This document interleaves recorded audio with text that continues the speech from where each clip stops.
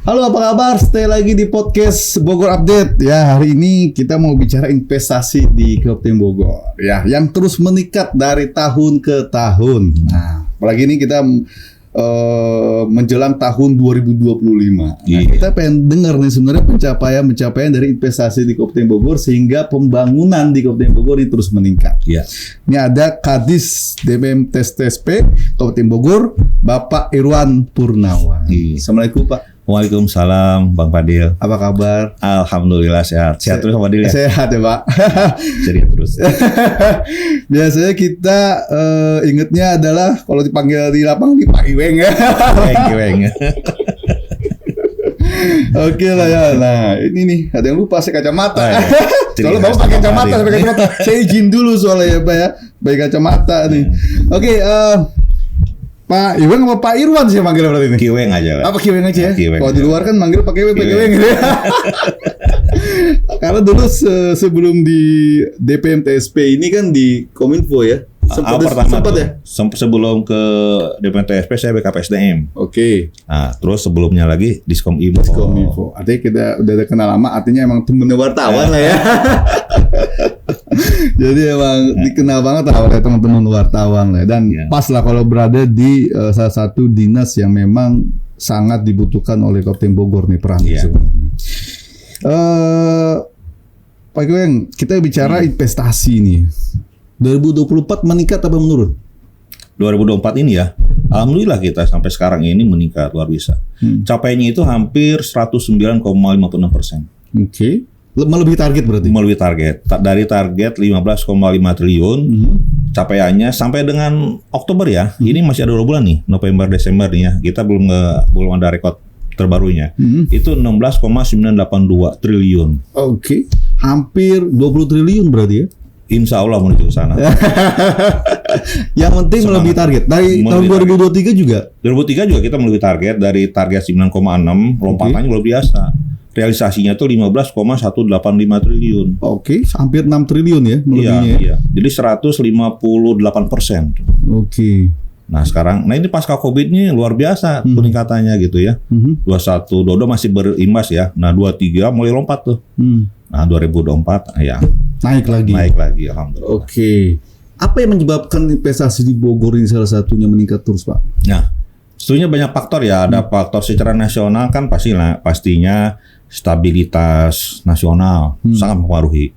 Stabilitas politik, ekonomi, keamanan itu pengaruh besar ke daerah.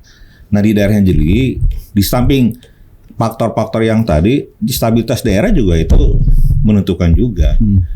Di antaranya bagaimana daerah tuh regulasinya bisa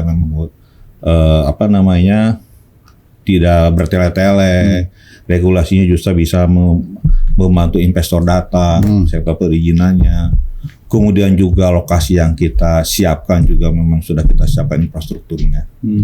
Nah itu salah satu, banyak faktor sebetulnya. Salah satunya regulasi sih Pak. Yang paling banyak rata-rata regulasi ya Pak ya. Regulasi itu kan lama, mahal, bertele itu ada regulasi.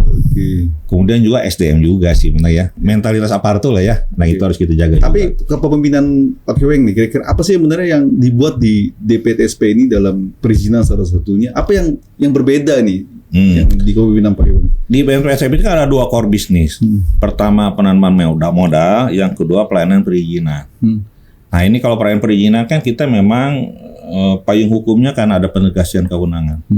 Mengintegrasikan semua perizinan itu di dalam satu pintu. Itu namanya DPTSP. Tapi kalau Bapak tadi apa terobosan yang barunya? Ini baru-baru ini nih kita udah melaunching MPP.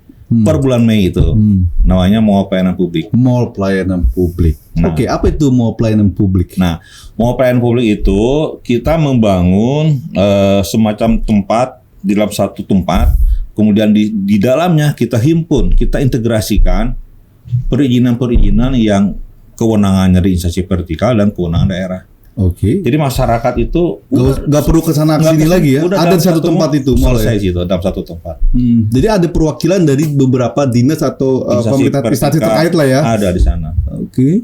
Contohnya ya dari administrasi pendudukan di Sukcapil sudah ada di dalam itu. Oke. Kemudian mau bikin paspor, Bang Fadil, kita juga sudah membuka pelayanan keimigrasian di mall pelayanan publik. Oke, bisa berarti ya bikin paspor ya? Bisa, Kalau kita bisa. mau pergi ke luar negeri gitu Bisa. atau umroh itu bisa di sini. Bisa di kita. Oke. Nah, itu kan yang menarik lah. Wah, terobosan Dan luar ya. biasa itu masyarakat yang datang ke kita antusias. Kemudian pembayaran pajak, ya pajak provinsi, pajak pusat, pajak daerah ada di kita juga. Dan di dalamnya juga kita ada beberapa bank yang kita siapkan tenannya di sana. Ada BJB, ada Bank Tegar Beriman. Di pembayaran pun ada dalam satu lokasi. Satu lokasi, perizinan di situ semua. Iya. Artinya akses untuk pembayaran apapun juga ada di situ semua. Ada di situ. Jadi kita buka 28 tenan. 28 ya? Iya. Kemudian 28 tenan, 84 jenis izin yang kita layani. 84. Jenis Yang sampai hari ini paling banyak diurus apa, Pak? Nah, memang yang paling banyak itu ada 3 tuh. Oke. Pertama Adpinduk, kemudian yang kedua perizinan sektoral ya kayak PBG kayak gitu yang DPTSP-nya. Yang di DPTSP kita ada juga di sana. Yang ketiga itu migrasi. Banyak juga imigrasi. Alhamdulillah banyak juga gitu. Dan itu yang ternyata yang sangat dinantikan. Dia tidak di Bogor, sekarang kita sudah buka lah.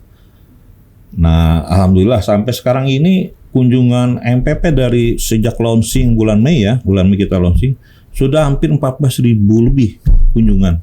Oke, berapa bulan ya? Mei, Juni, Juli, Agustus, September, Oktober, November, 6 bulan kurang lebih.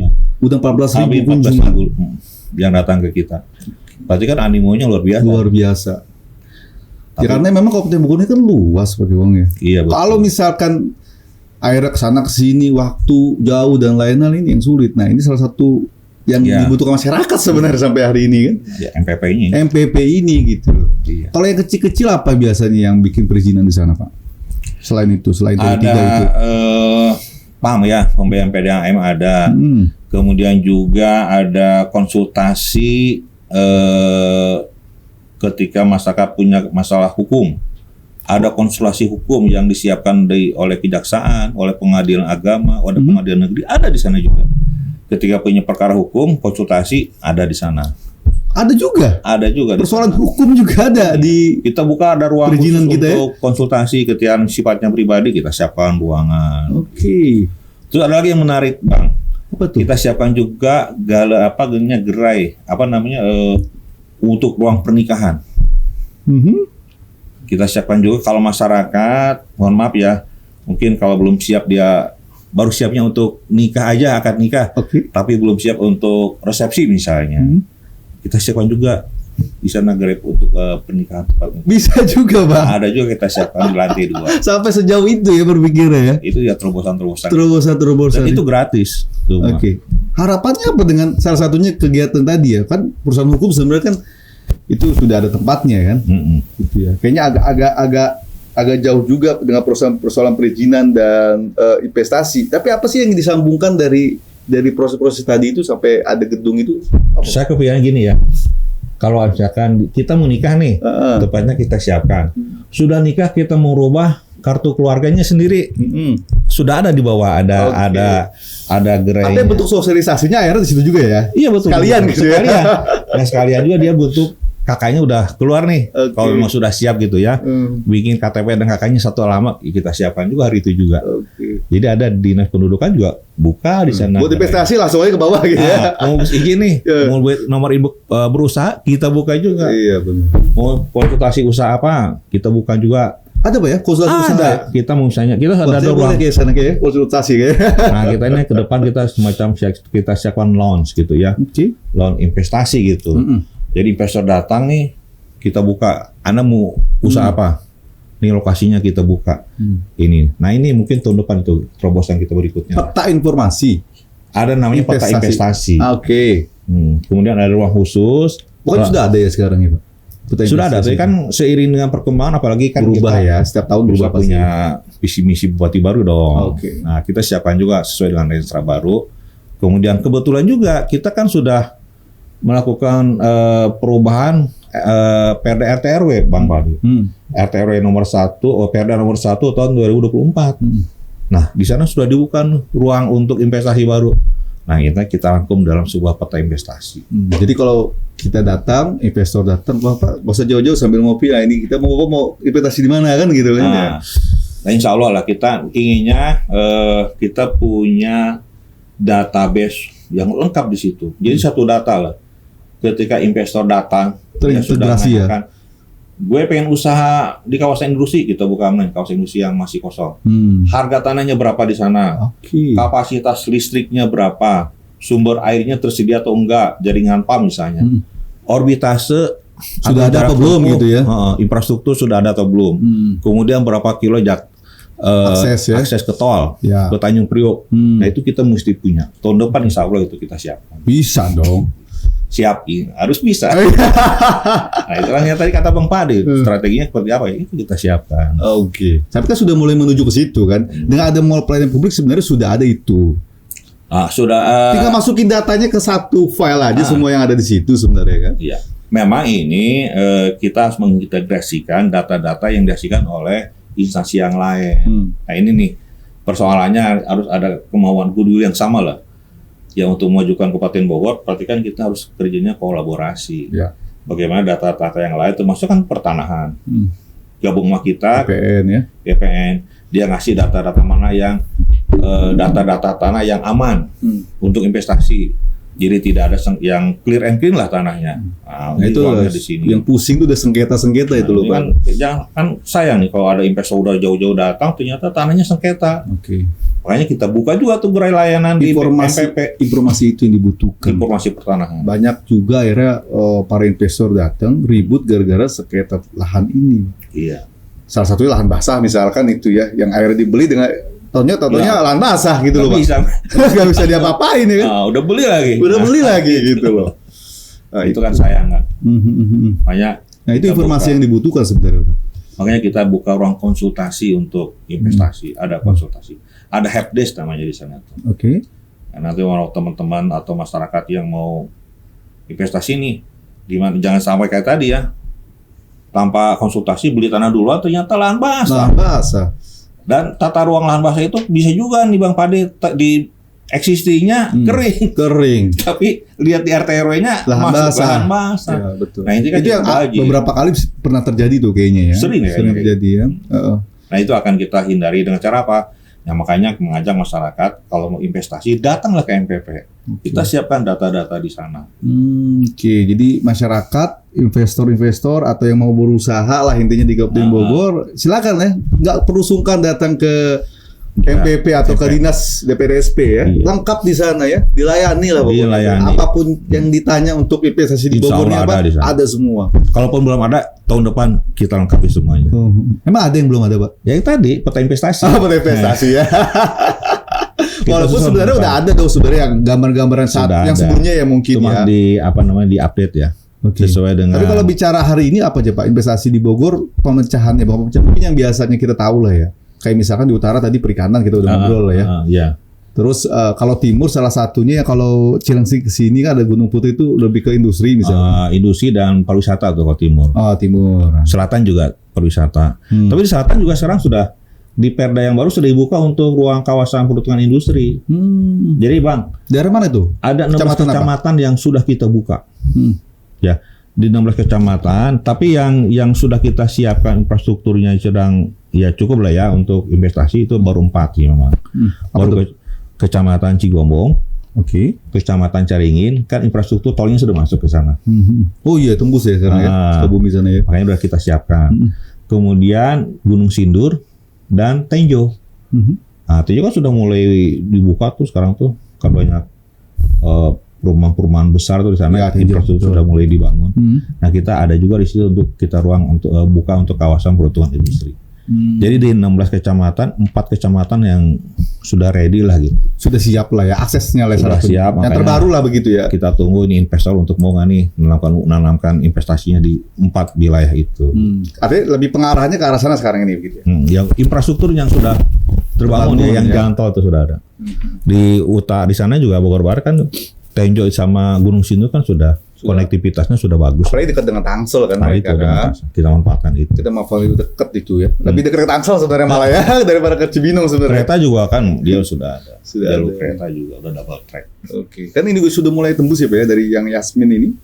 Ya, Nah, itu kan sudah nanti mulai kan masuk ke sana ya, Kemang. ya sana apalagi ya. tol konektivitas tolnya kita berlanjut Bogor itu wah luar biasa lagi. Aksesnya udah banyak sebenarnya, udah baik ya Kabupaten Bogor ya. Apalagi ibu kota deket.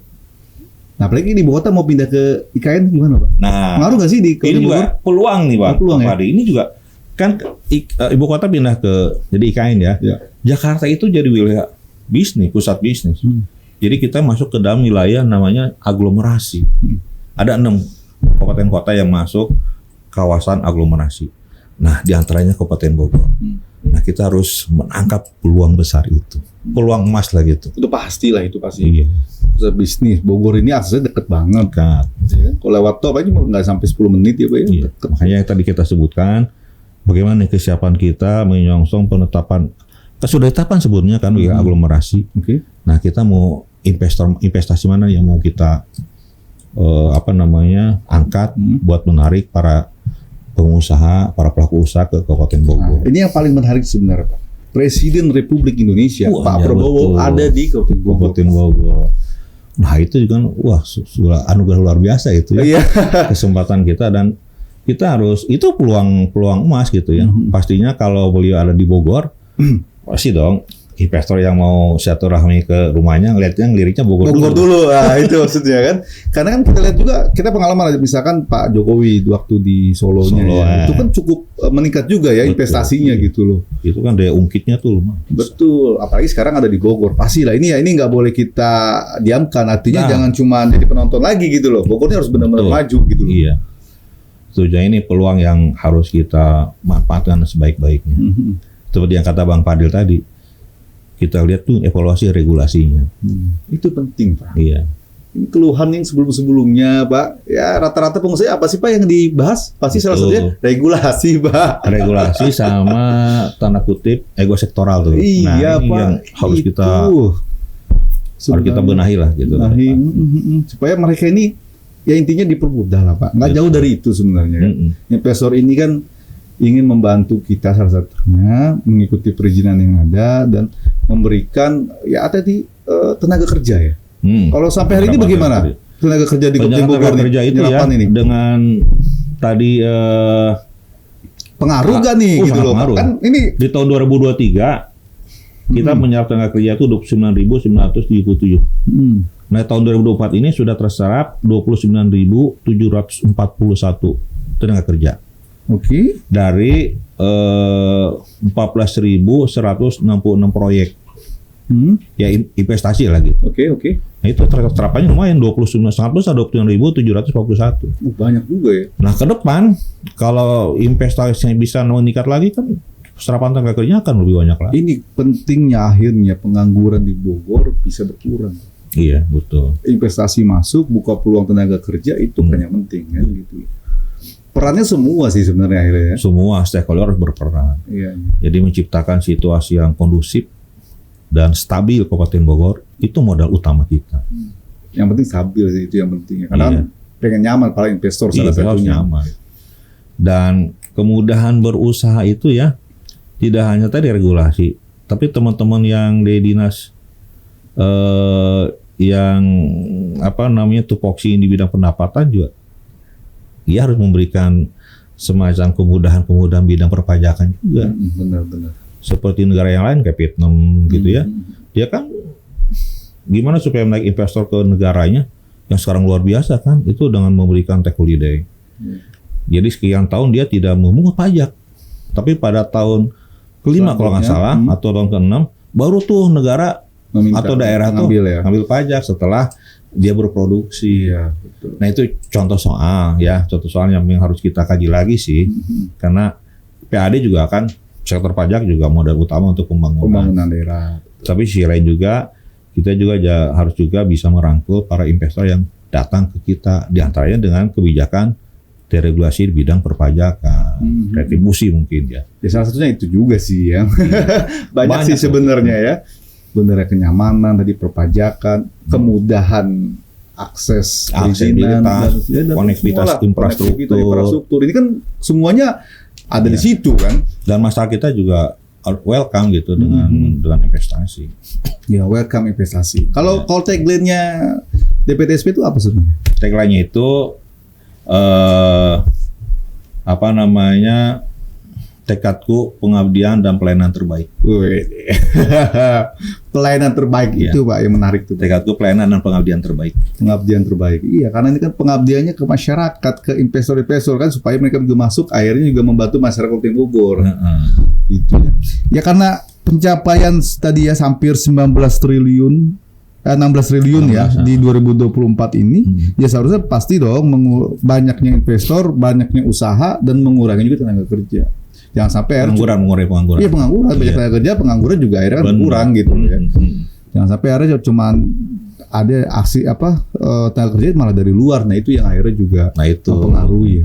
Makanya kita juga ya dinas pastinya dinas yang lain juga punya program untuk mempersiapkan tenaga kerja yang siap untuk tampil gitu ya, direkrut oleh perusahaan-perusahahaan baru. Kayak di Snaker, mereka juga kan melakukan pembinaan untuk buka PLK, itu pelatihan kerja, gitu ya, melakukan pelatihan-pelatihan yang tidak merangka untuk mempersiapkan diri, untuk melatih saudara-saudara kita supaya menjadi tenaga kerja yang siap pakai. Itu. Makanya yang kata saya tadi harus ada kolaborasi. Artinya kita juga harus siap. Kita siap juga. Jangan juga masuk tapi nggak siap juga kan, itu juga akhirnya malah nggak bagus juga, penonton doang. Ya tadi diberikan peluang tapi kita juga harus siap gitu maksudnya. Benar. Jangan cuma ngomong doang tapi nyata kualitasnya nggak ada, itu kan. Nah, ini dinas terkait akhirnya kan harus masuk juga betul sih akhirnya. Itu. Nah, kalau bicara UMKM nih Pak, karena salah satu penyumbang negara kita sampai hari ini masih kuat itu UMKM, sektor UMKM lah ya. Apa sih yang dipermudah oleh DPTSP untuk UMKM? Ya, sebelum saya menjelaskan itu ya, yang saya sebutkan investasi itu luar UMKM loh. Soalnya kalau UMKM aja bisa kita hitung investasinya, bahkan UMKM itu kan yang waktu kita kena COVID UMKM yang eksis. Iya. Dan berdasarkan data yang dirilis oleh Dinas Koperasi dan UMKM, kita punya kekuatan besar UMKM, kurang lebih 34.000 Bang Fadil. Nah, sebuah kekuatan ekonomi yang bagus di kita ini. Artinya kita melakukan pembinaan. Kalau ditanya apa nih sumbangsi DPTSP, di antaranya kita punya program yang menarik. Apa itu? Kita membantu mereka menerbitkan nomor induk berusaha. Yang dulu mah kan ada SIUP TDP ya. SIUP TDP, sekarang NIB sekarang ya. NIB itu. Makanya kita dengan udah elektrik sekarang kan ya. Nomor induk berusaha. Ya. Nah, sebagai pengganti SIUP TDP. Nah, kita bantu mereka dan alhamdulillah dari target 80.274 kita sudah 88.000 yang kita keluarkan ini. Bisa lebih cepat itu gimana caranya? Itu lagi kolaborasi. Kita kerjasama dengan kecamatan. Kan jemput bola katanya. Jemput bola dengan enumerator tuh. Dinas Koperasi itu kan punya punya aparat binaan lah yang di-hire dari masyarakat, ditempatkan di desa. Kita bina tuh. Kita latih juga supaya ada agen kita di desa itu enumerator itu. Dari mereka yang membantu masyarakat menerbitkan NIB. Dan satu hal lagi ini gratis. Apa tuh yang gratis? Tidak ada bayaran, pokoknya gratis. Tidak berbayar lagi. Semuanya untuk NIB, penjemputan bola buat UMKM. Iya, UMKM. Salah satunya. Nah, salah satu keuntungannya NIB itu kan sebagai syarat ketika pelaku usaha itu ingin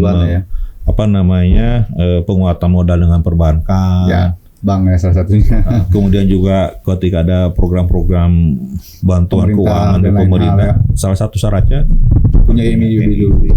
Makanya kita siapkan. Itu ya dari DPTSP lah gitu kita bantu mereka. Iya, betul.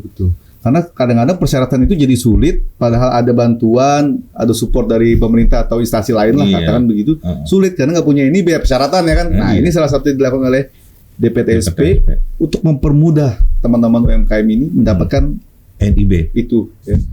NIB dan akhirnya kan mendapatkan pelayanannya lain kan gitu loh. Iya.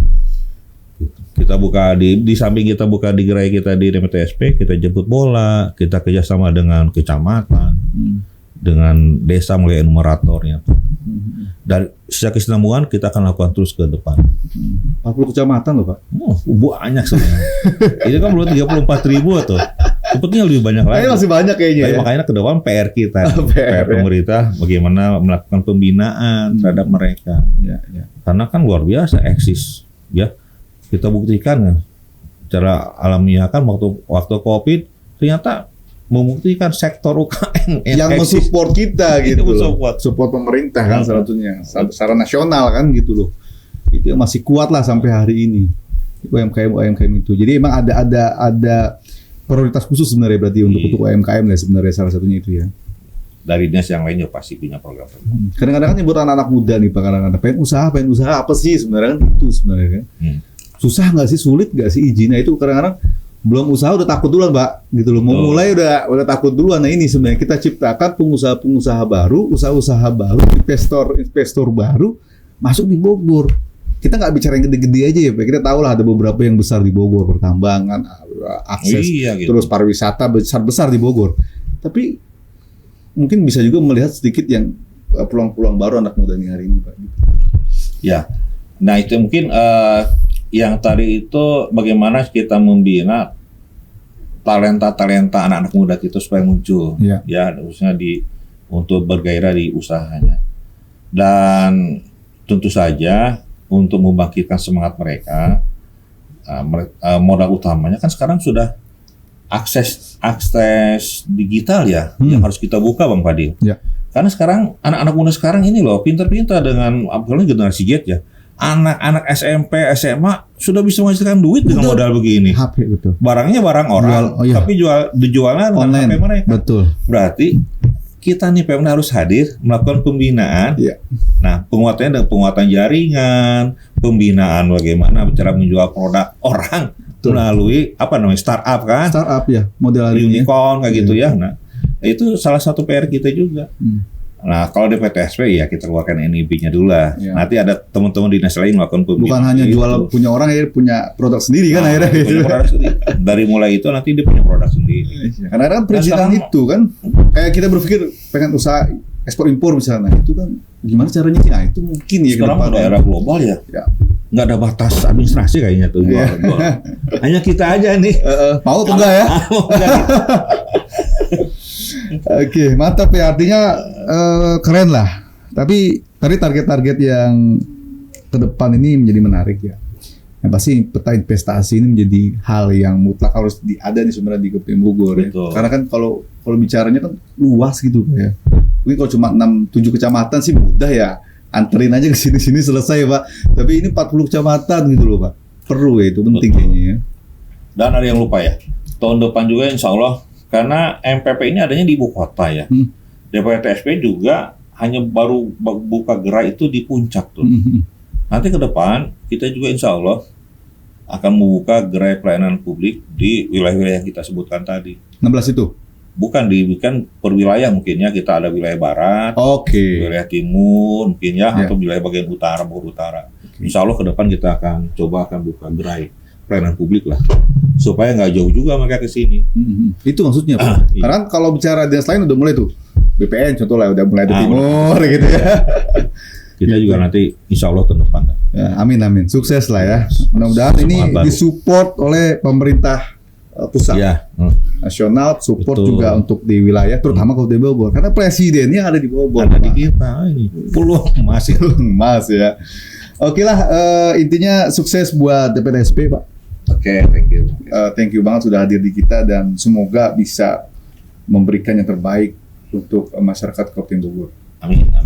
Itu ya dengan perizinannya dan lain hal dan membuka lapangan kerja baru karena mempermudah masyarakat juga mencari kerja dasarnya seperti itu loh Pak. Dan itu bagian dari semangat kita untuk itu. Oke. Ada yang ingin disampaikan Pak buat teman-teman mungkin? Ya, mungkin saya sampaikan kesempatan yang baik ini saya sampaikan ke teman-teman ke masyarakat ya. Ya tadi kita sebutkan kita sudah punya pelayanan publik. Kalau ada urusan yang nggak usah ribet, datang langsung. Kalau ada yang orang yang berusaha untuk jadi pahlawan, apalagi mengatasnamakan, hati-hati ya mengatasnamakan kami di PTSP. Jadi ada pembayaran tuh jangan diikutin lah ya. Oke. Karena ada beberapa kasus yang mohon maaf tanda kutip meminta bayar padahal kita sudah tidak, kecuali pajak retribusi yang harus dibayar. Yang lainnya sudah gratis gitu ya. Makanya datang langsung ke MPP dan DPTSP Kabupaten Bogor. Oke. Gak usah takut. Kami siap melayani, ada helpdesk, ada teman-teman yang siap untuk membantu masyarakat. Oke. Jadi datang aja lah dulu. Gak usah takut lah. Gak usah hirau nyuruh orang apa. Datang aja sendiri. Nyuruh datang sendiri. Itu ya. Karena ada mall pelayanan publik yang di situ semuanya sudah ada lengkap ya untuk membantu masyarakat dan para investor lain lah gitu ya. Oke. Thank you ya Pak Kadis. Oke, Wing, udah waktunya. Thank you. Oke, sama-sama. Terima kasih. Mohon maaf apabila kalau ada penjelasan yang kurang berat, tapi mudah-mudahan tidak puas supaya saya diundang lagi. Oke lah, thank you, dan kita ketemu lagi di next time podcast kita. Saya Fadil. Bye. Bye. Oke. Makasih ya Bang Fadil ya. Thank you.